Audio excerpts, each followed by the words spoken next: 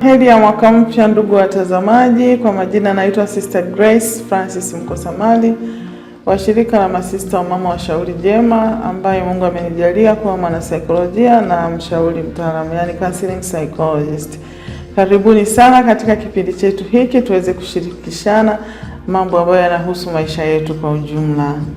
Kwa uzoefu nilionao ni kwamba hofu ya mwezi wa kwanza husababishwa na mambo, kwa uzoefu wangu, mawili. La kwanza ni kwamba ni mwezi wa kutoa ada. Alafu pia kwa sababu ndio mwaka unaanza, watu wanakuwa na mikakati mingi, mipango mingi. Kwa hiyo kuna ile kwamba mwaka ndio unaanza na uanzaje, lakini pia watoto wanaendaje shuleni. Kwa hiyo hofu najitahidi kutafakari kwamba inakuwa inasababishwa na vitu kadhaa, lakini kwa sasa hivi tuende na hivyo viwili. Kwa hiyo mtu lazima ujiulize hofu inaletwa na nini. Sasa hii ni kwa ujumla, lakini binafsi mtu anapaswa akae atafakari, kwa nini na wasiwasi, kwa nini na hofu. Lakini kabla hujatafakari kwa nini na wasiwasi na hofu ni vizuri hata kujua nina hofu, kwa sababu hisia mara nyingi huwa tunasema we are not in touch with the feelings and emotions. Kwa Kiswahili kwamba hatuelewi kwa haraka hisia zetu. Kwa mtu anaweza kuishi na hisia zinamfanya afanye mambo fulani, lakini yeye hawezi tunasema naming, yani kupa jina hisia. Kwa mfano mtu kugundua kwamba sasa hivi nina hasira, au nina wasiwasi, au nimejaa woga, au nina wivu muda huu, au sina amani. Mtu anaweza kusema nimechanganyikiwa, kumbe hana amani. Au aseme nina wasiwasi, kumbe ana woga. Au aseme mara chache kusema nina wivu, ni hisia ambayo watu hawaipi jina. Kwa hiyo kitu cha kwanza ni kutambua kwamba mwezi wa kwanza tuna wasiwasi. Ukishatambua hiyo hisia ambayo inakuwa imetawala ndani ya mwezi wa kwanza, unaikubali kwamba ni kweli nina wasiwasi.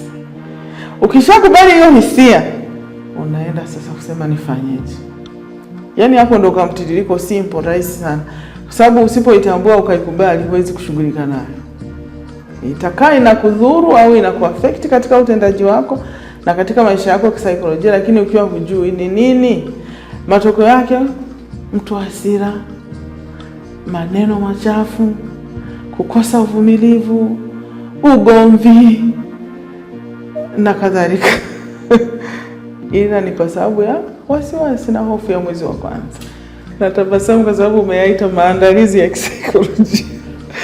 Yaani kisaikolojia tunaweza tukajiandaa, ndio tukajiandaa kwa ajili ya matukio yajayo, hilo sawa sawa. Lakini kisaikolojia huwa hatujiandalii hisia. Hisia ni kitu ambacho tunasema involuntary, automatic, kinakuja tu, na kama kimekuja kimekuja. Mara nyingi huwa tunadili au tunashughulika na mawazo, tunashughulika na matendo. Hisia ziko kila mahali. Na tunavyosema psychology, ambayo inatoka kwenye neno psyche, mara nyingi watu huwa wanadhani psyche ni mawazo, thinking. Hapana. Psyche ni hisia pamoja na tunasema mental processes, ambazo mental processes sasa ndio kuna hizo fikra, mawazo na mengine kama hayo yanayotokea kichwani. Lakini ile psyche kama psyche haiko kichwani. Psyche inaanzia hapa mpaka miguuni, kwa sababu hisia pia ni psyche. Sasa kujiandalia hisia, unaweza ukaandalia matukio, ukajipanga kisaikolojia kwamba kwa sababu unajua kwamba mwezi wa kwanza una stress, na hiyo stress ndio inatuletea wasiwasi, ngoja nijipange.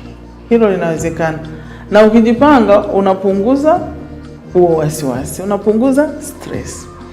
Kitu sasa ambacho huwezi kujipanga ni pale ambapo mwezi wa kwanza sasa umefika, alafu mahitaji mengi, alafu mfukoni hakuna kitu, kwa sababu mwezi wa 12 kwa kweli uzoefu wa kila mtu, mwezi wa 12 tunatumia hela nyingi.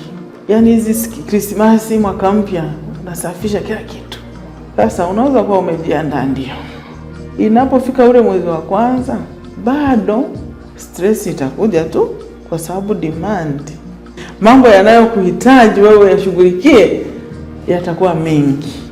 Yakikukuta umejiandaa utapunguza, yakikuta hujajiandaa hautapunguza. Lakini kitu ambacho huwezi kuzuia ni wewe kuhisi wasiwasi, ni wewe kuhisi umegawanyika, ni wewe kuhisi kwamba mbona mambo mengi yananitaka. Huyu mtoto anataka hiki, huyu anataka hiki, huyu anataka hiki, shule inafungua, mwalimu huyo anataka hiki. Mambo yanakuwa mengi na bado familia iendelee, maisha yaendelee. Kwa hiyo hicho kitu lazima kinatuaffect, kinatuletea hisia mbalimbali. Ndio hapo ambapo sasa unakuwa ni mwaliko kwanza wa kujiandaa ili kupunguza makali, kujipanga, lakini kugundua na kutambua ni dawa ya kwanza. Kwamba kwa kweli natambua sasa hivi nimechanganyikiwa kwa sababu ya haya mambo 1, 2, 3. Hii Januari kuimaliza ni kwamba kwanza tukubali kwamba ni mwezi wenye changamoto. Pili, tuweke mikakati. Tufanye yale tunayoweza kuyafanya. Tusiyoweza kuyafanya tuweke mikakati ya kuyakabili. Kwa mfano kuna mtu sasa hivi hawezi kulipa ada zote, kusema kila mtoto aende na hela shuleni na mahitaji ya wanafunzi kama tunavyofahamu. Lakini naweza nikaenda kuongea na mwalimu mkuu nikamwomba, naomba mwanangu achelewe siku 3. Unaona, hiyo ni mikakati unaiweka ya kuweza kukabili lile jambo ambalo liko mbele yako, badala ya kupata hasira, kuwa mgomvi, kuongea mengi, kutoroka familia na kufanya nini.